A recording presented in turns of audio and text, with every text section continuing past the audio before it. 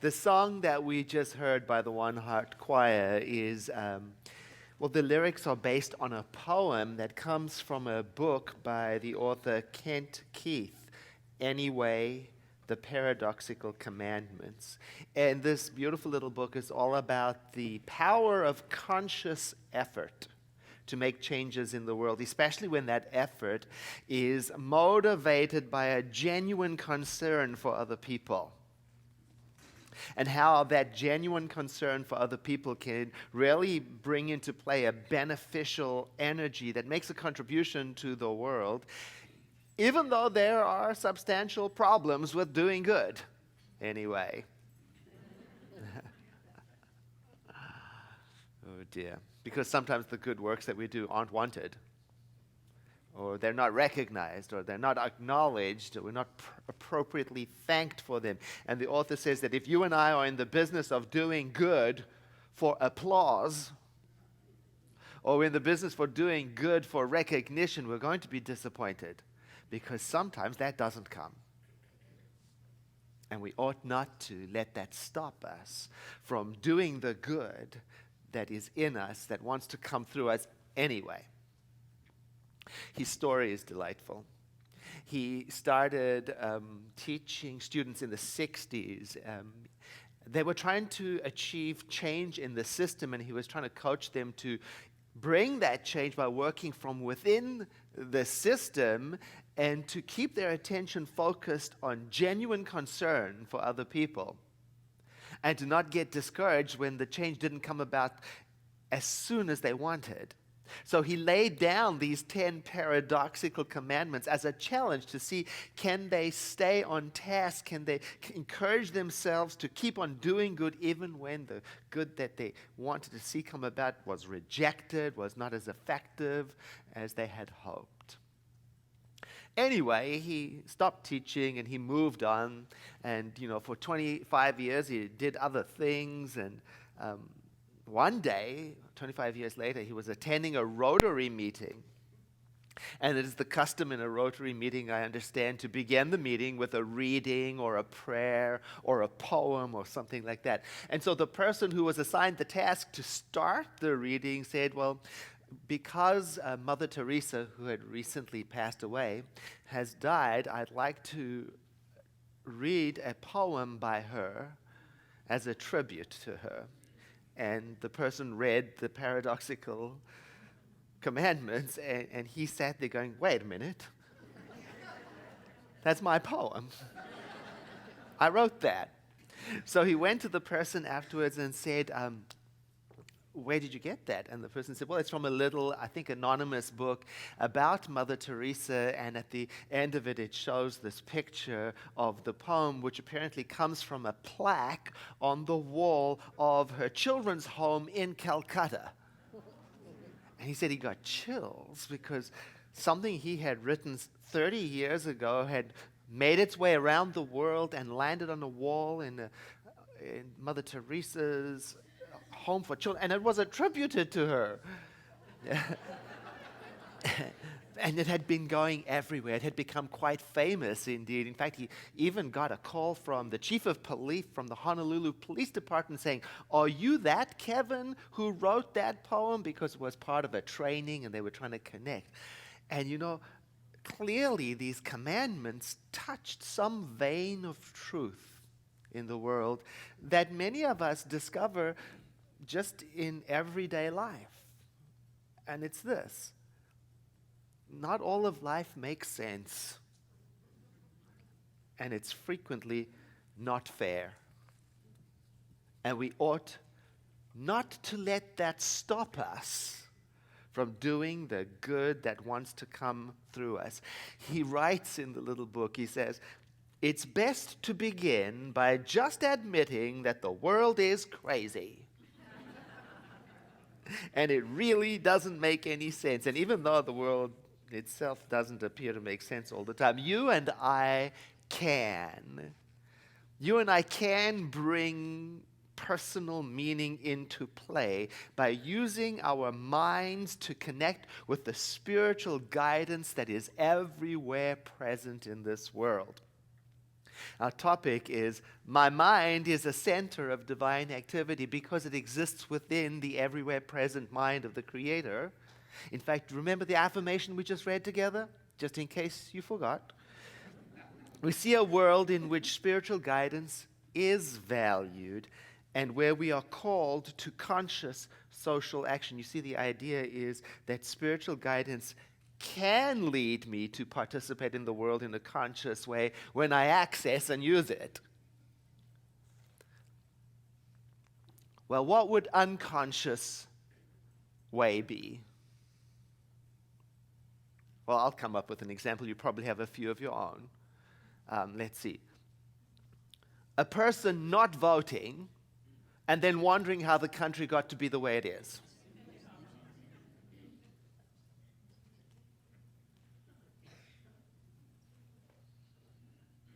A person not paying attention to how they use their words, speaking to people, and then wondering how it is that things get to be the way they are in interpersonal relationships. So let's look at what conscious may mean. It can mean mindful, awake, sensible, aware, alert. It can mean that I notice what is going on around me. I don't just ignore the world around me. I don't just simply believe what I'm told without checking if it's true. I don't just go along with the way things are because that's how they always have been. No. See, conscious to me means becoming really clear that my mind is a center of divine activity inside of the infinite energy of creation itself and then acting accordingly. It's realizing that not only is what is going on in my mind important, in addition to that, realizing that I have the power to have an independent opinion. I have the power to make changes in my life and in the world. I have the power to step outside of the group mind and think for myself. I even have the power to step out of my own ego desires and think of others. I have the power to examine my own prejudices and reactions. I have the power to go beyond the problems of my immediate life and understand my impact on the global community of beings, because that's how powerful a mind is when used.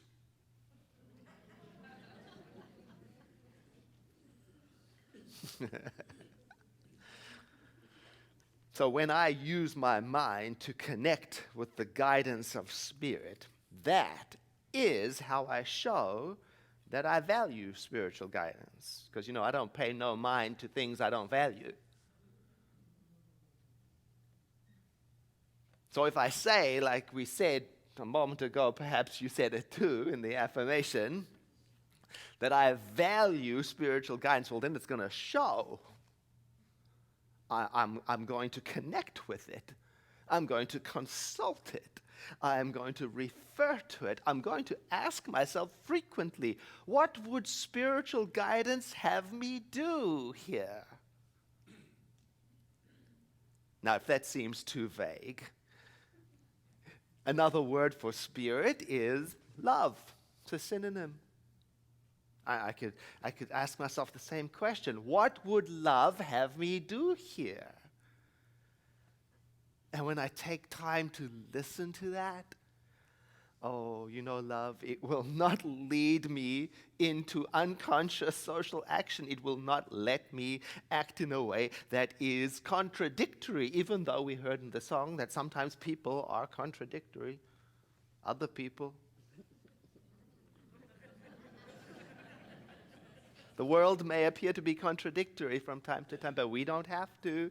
We don't have to be that way. Especially if I take the time to tune in and to listen to and to consider the voice of love. What would love have me do? Or if you don't like the word love, maybe that's not right for you. You can find another synonym, goodness. Call it goodness. What would goodness have me do here? Then I would be practicing acting consciously, not reactively, not without due consideration.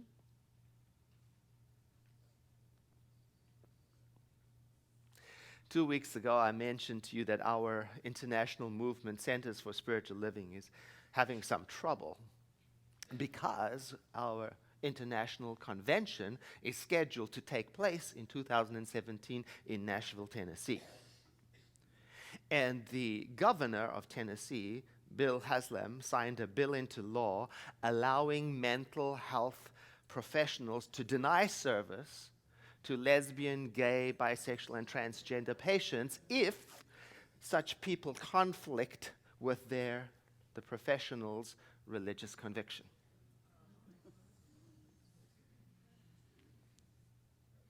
So, our International Leadership Council had to ask themselves, what would spiritual guidance have us do here? Will we be effective sitting inside of a hotel doing business? So after sitting with the question, the council determined that it would be inappropriate for us as a movement to hold a convention in a place that lawfully allows discrimination against any people of any shape, size, color, persuasion, or religion.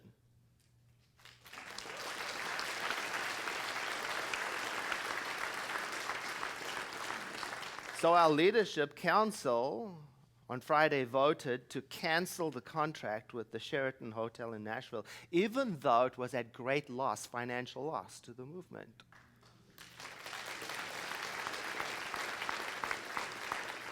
You know, sometimes making the right choice is expensive. Do it anyway. And we also had to ask, and what would love have us do here? Our founder said something beautiful about this matter. He said, we cannot only embrace ourselves and people who look like us and people who agree with us and people who behave the way we want them to. We cannot only embrace those people. Somehow our arms must find themselves around the shoulders of all humanity. And all humanity includes the governor of Tennessee and the people of Tennessee. So to make sure we don't slip into adversarial us and them relationships in our mind, to make sure we don't slip into the habit of demonizing others for making decisions we don't agree with, our leadership council is exploring a strategic alliance event that they can have with advocacy groups, civic leaders, and even objecting voices from Tennessee to try and engage in meaningful dialogue about what does it look like every day to work together towards a world that works for everyone. They're working on that.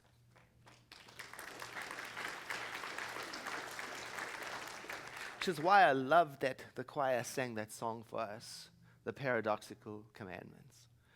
It helps me to remember. It doesn't always make sense, but don't let it stop me. You know, the lyricist, the composer, he wrote a paraphrase of the original words. They're not exactly the same, and I remind you of them because they're so good. People are often unreasonable, illogical, and self-centered.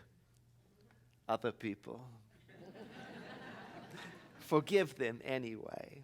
If you're kind, people may accuse you of selfish, ulterior motives. Be kind anyway. If you're honest and true, people may cheat you.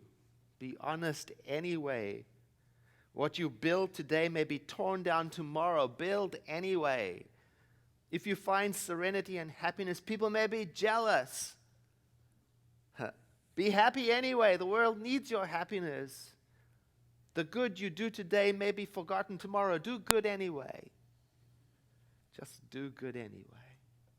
Give the world the best you've got, and it may never be enough. Give the best you've got anyway. And then the lyricist tags on an idea in the song that's not in the original. He adds this. For in the final analysis, it was never between you and them anyway. It's between you and God. Or in the context of our topic today, it's between you and your spiritual guidance system. It's about your answer to the question, what would love have me do here? Because that's why you do what you do. See, the way I understand it is that we can't let other people's choices become our reason for withholding love.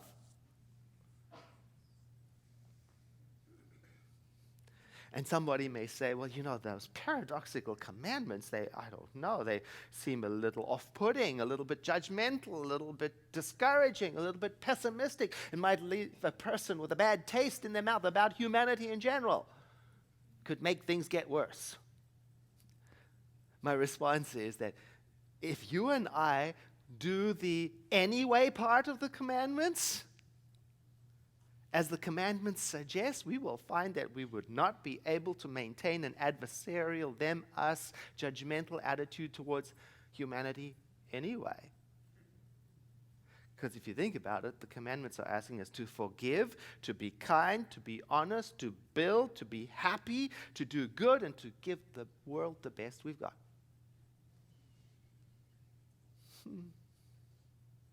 Whether or not the world changes, I don't know. But we will be in sync with our spiritual guidance system, I guarantee it. I guess it's about accepting people and things just the way that they are, and you know the rest. And just the way they are not, and just the way they are not ought not to let us stop from expressing our service to the world through volunteering, through being generous, through being kind, through helping, through participating, through sharing.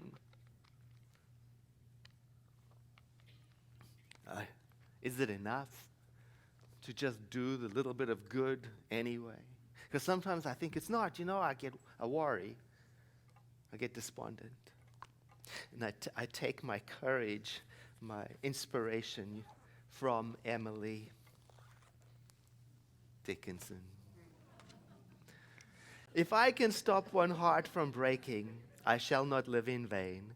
If I can ease one life the aching, or cool one pain, or help one fainting robin unto his nest again, I shall not live in vain. Oh, Emily. And I'm remembering that we may not be thanked appropriately. We may not be acknowledged in the way our good deserves to be acknowledged. We may not even know who our good acts in the world will touch eventually. Still, this I believe, that if you let helping others be a part of your life, you will set yourself free from the things in life that don't matter. And you will become part of something that is so much bigger than you are. Now, I have something very important to say. I understand that sometimes we find ourselves in a place in life where we need more than what we can give, where we need nurturance rather than being able to offer assistance. We find ourselves sometimes in a place where all we can do is show up, to be loved. And that is our way of participating. I know that. And at such times it is appropriate to receive. That's why we have our weekly grief support group and our after-service prayer and all the other spiritual support systems to help us in those times. So this question I ask now is not meant to alienate anyone who finds themselves in sadness or in need or who is struggling or who cried themselves to sleep last night. It's really an invitation to everyone to ask gently, is there room in my life to do something for others? And if you're not sure, it's a good thing you have an internal spiritual guidance system, because you can then meditate on this question all week. What would love have me do here? Now I invite you to breathe in with me and to exhale as you close your eyes, and we move into a moment of prayer in which we acknowledge that divine mind of creation, that infinite source of all wisdom, and a synonym for it is love or spirit. We are acknowledging that as being everywhere present, above us, below us, inside, outside. It is that which creates the universe and is in and through all things. That's what everywhere present means. It is eternal, immortal, has no beginning and has no end. We are acknowledging it in this way so that we may remember together that we live and breathe and have our being within it, that this mind with which we are thinking is thinking within the sanctuary of divine mind. So we let ourselves feel the awesome responsibility for how we think, for how we translate the impulse of divine spiritual inspiration into love and service and action and right choice. How we use our connection through the one mind to alienate no people in consciousness, to demonize no groups in consciousness, but to open our hearts so much that we are transparently and obviously taking a stand for love in this world. Now I celebrate that as we pray together, divine mind responds immediately, as if listening in to what we are praying. So I prepare myself to witness the outpicturing of this, taking a stand for love. I prepare myself to experience what it means to be a center of divine activity. For this is according to spiritual law. Before we ask, it is given. This is according to spiritual law. It is done to us instantly and immediately the way we have prayed. This is the gift of grace. And so I hold this prayer lightly, with an expectation of it doing what it does. And I let it be. And together we say, and so it is.